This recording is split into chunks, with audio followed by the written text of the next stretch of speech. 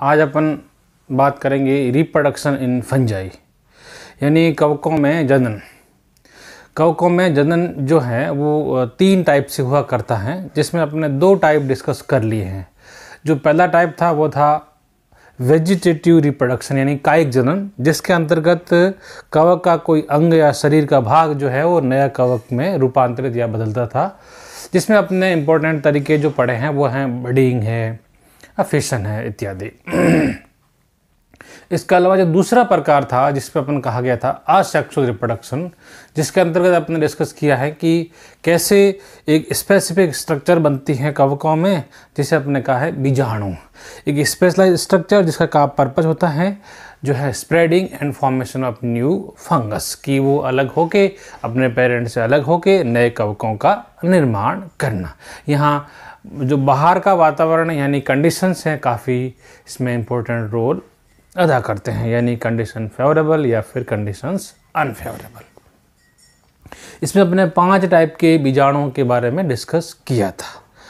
अब अपन आज जो बात करने वाले हैं वो करने वाले हैं कवकों के most important part sexual reproduction, जिसका नाम है सेक्सुअल रिप्रोडक्शन।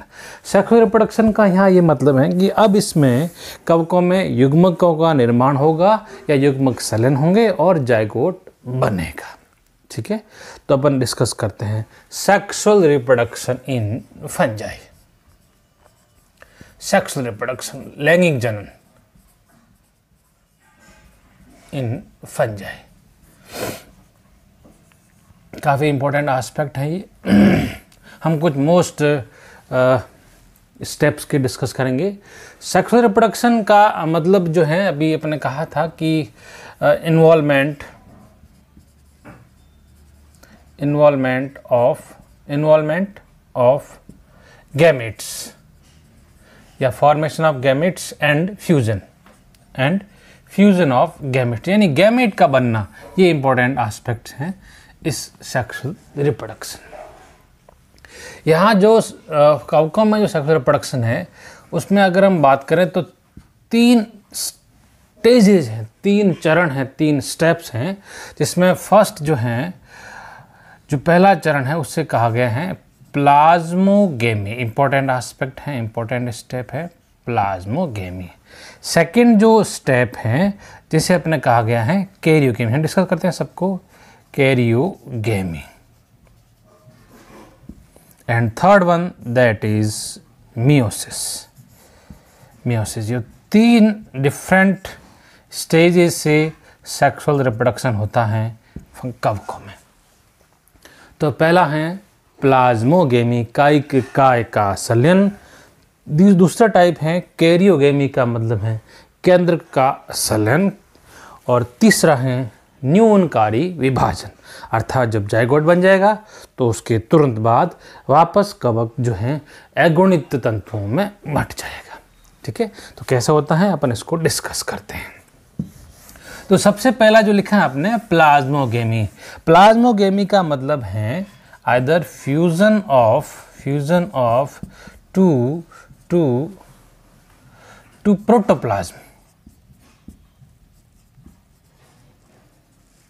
एक्चुअली में साइटोप्लाज्मिक प्रोटोप्लाज्म होता है उसका फ्यूजन, यानी जैसे मान लीजिए ये एक कोई फंगस है, इसका ये न्यूक्लियस बना दें, इसको मैं हैप्लॉइड बना दे रहा हूँ। दूसरा एक कोई फंगस जिसका ये न्यूक्लियस और इसको भी मैं एन बना दे रहा हूँ। अब ये दोनों इसका प्रोटोप्लाज्म है, तो वो कंडीशन कुछ इस तरह से अगर डेवलप हो जाती हैं कि 2 न्यूक्लियस जो हैं वो तो इंटैक्ट हैं, इन दोनों का साइटोप्लाज्म फ्यूज हो गया है, either side to be protoplasm fuse हो गए हैं। तो ये जो कंडीशन है ये डिप्लॉयड नहीं है, ये N+N यानी डाइकैरियोटिक कंडीशन है। डाइकैरियोटिक कंडीशन, इस तरह का निर्माण द्विकेंद्रीय अवस्था बन जाना ही पर्पज है प्लाज्मोगेमी का। बाद में लेटर ऑन ये जो कंडीशन है वो बाद में ये भी हो सकती है कि ये दोनों न्यूक्लियस फ्यूज होके 2n बन जाए। ठीक है, तो ये तो जो 2n होगा उसको अपन कहेंगे कैरियोगेमी। लेकिन यहाँ तक सिर्फ इन दोनों का प्रोटोप्लाज्म फ्यूजन होना ही कहलाता है प्लाज्मोगेमी। क्लियर? प्लाज्मोगेमी के तुरंत बाद, प्लाज्मोगेमी के बाद जो दूसरा स्टेजेज हैं जिसमें कि अपन कह रहे हैं कि केंद्रकों का संलयन होगा और उसका नाम है कैरियोगेमी। कैरियोगेमी का मतलब है फ्यूजन ऑफ टू न्यूक्लियाई, केंद्रकों का संलयन। जैसे कि अभी अपने बात करी थी कि ये जो दो डिफरेंट न्यूक्लियाई एक ही सेल में हैं, अब वो दोनों मिल जाएं और एक जाइगोट बन जाए, 2n बन जाए, तो ये process said to be this process said to be karyogamy. Clear? अब इसमें एक दो चीज इंपॉर्टेंट वाली बात है कि जो लोअर फंजाई हैं, मतलब इन लोअर फंजाई जो निम्न कवक हैं, lower fungi plasmogamy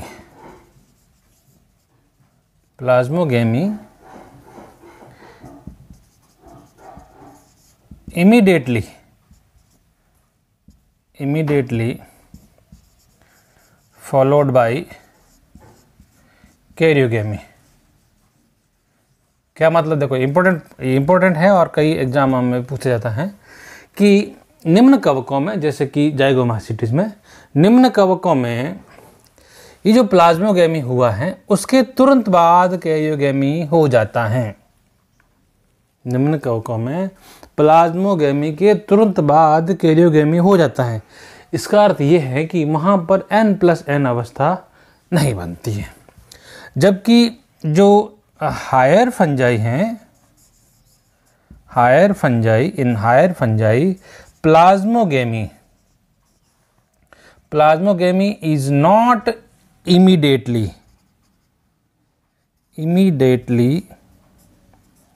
followed by karyogamy. वहाँ ऐसा नहीं होता है, यानी वहाँ कायिक काय संलयन के तुरंत बाद केंद्रक संलयन यानी कैरियोगेमी नहीं होता है, यानी वहाँ पर n+n अवस्था बनती हैं। देखिए बड़ा इम्पोर्टेंट डिफरेंस है इसमें लोअर फंजाई और हायर फंजाई में, कि हायर फंजाई में जो n+n स्टेज बनती हैं, डाइक्यूरेटिक अवस्था बनती हैं, प्लाज्मोगेमी के तुरंत बाद केंद्रक संलयन नहीं होता है, जबकि इनमें ऐसा होता है। देखो तो ये वाला जो पॉइंट है अपन इसको और एलोबरेट करते हैं कि कैसे ऐसा होता है कि n+n अवस्था बनती है। और दूसरी बात, in higher fungi plasmogamy occurs at different cell.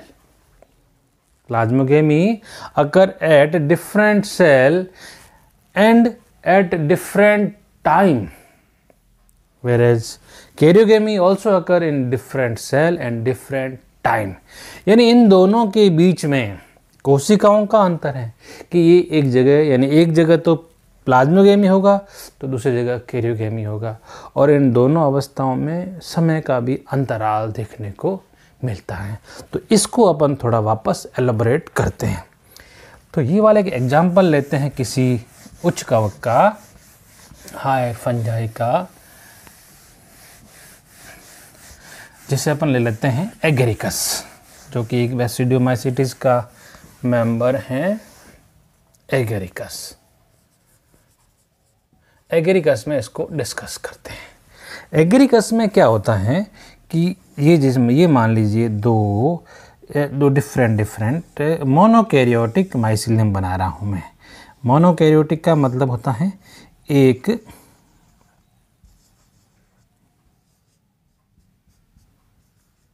Haploid, ये हैं n, या फिर मोनोकैरियोटिक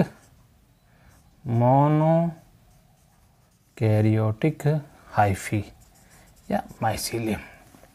इसको प्राइमरी माइसिलियम भी कहते हैं, इसको अपन प्राइमरी माइसीलियम कह रहे हैं। ये दोनों अब एक जगह जाकर यदि इन दोनों के बीच में, यहाँ तक तो ये दोनों अलग अलग हैं, इस जगह पे ये और ये फ्यूज़ कर गए, प्लाज्मोगेमी हो गया। तो ये जो है साइट ऑफ प्लाज्मोगेमी, प्लाज्मोगेमी का स्थल। इस कोशिका का नाम दे देते हैं C10। मान लो जो यहाँ से 1 2 3 जो भी है, ये कोशिका का नाम हो गया C10। और ये जो फ्यूजन हुआ है मान लीजिए अभी हुआ है 9 बजे। तो फिर क्या होता है कि ये जो कोशिकाएं, फिर ये कोशिकाएं इस तरह से बढ़ती रहती हैं, ये कंडीशन बढ़ती रहती हैं, और फिर एक जगह पे ये दोनों कोशिकाएं, ये दोनों न्यूक्लियस जो हैं जाके फ्यूज कर जाते हैं।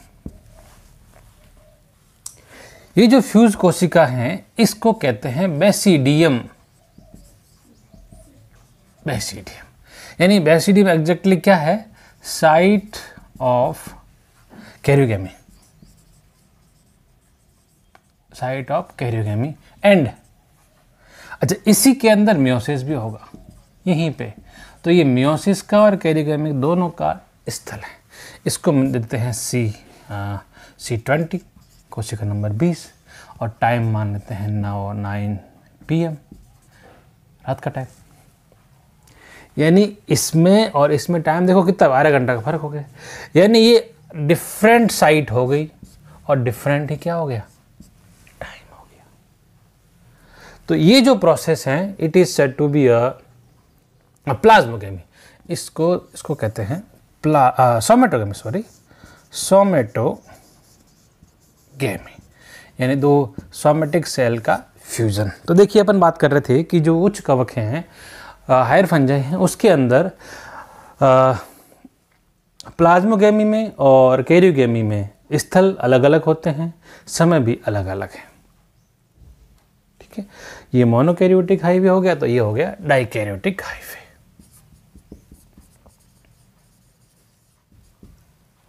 सॉरी, ये डाइकैरियोटिक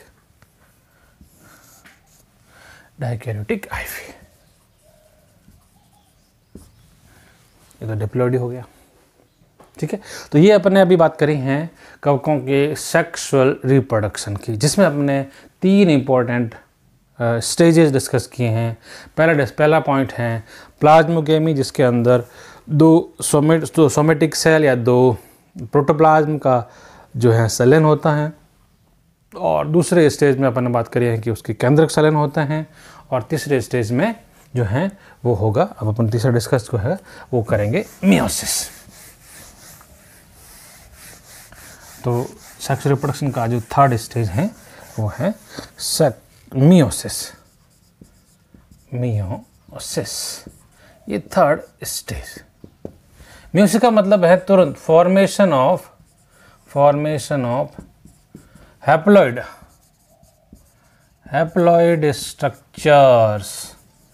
हैप्लॉइड स्ट्रक्चर का निर्माण ही कहलाता है मियोसिस। ये इसका पर्पस है। मियोसिस का मतलब होता है हैप्लॉइड फॉर्मेशन आदि करना। तो यहाँ पे ये जो है अगुणित संरचनाओं का बन जाता है। और कवकों में, फंगस में ऐसा देखने को मिलता है कि कैरियोगेमी के तुरंत बाद इमीडिएटली ही मियोसिस हो जाता है। क्लियर? तो ये हो गया सेक्सुअल रिप्रोडक्शन इन फंजाई।